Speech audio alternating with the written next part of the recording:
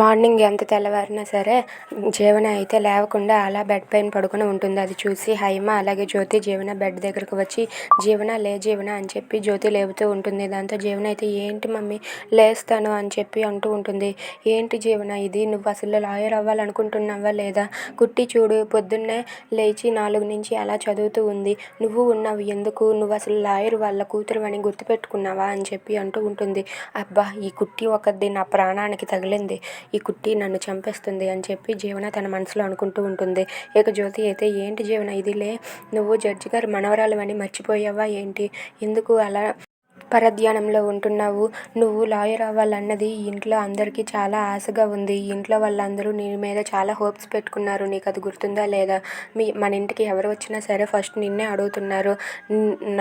నా మనవరాలు కాబోయే లాయర్ అని మీ నాన్నమ్మ అయితే అందరితో చాలా గొప్పగా చెప్పుకుంటుంది. కానీ నువ్వేమో ఇలా చేస్తున్నావు.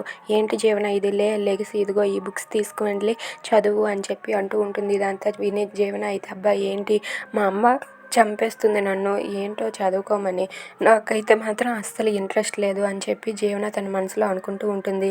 ఇక జ్యోతి దగ్గరుండి జీవనని చదువు, నేను ఇప్పుడే నీకు కాఫీ పెట్టి తీసుకువస్తాను అని చెప్పి అంటూ ఉంటుంది. Thanks for watching friends, please subscribe.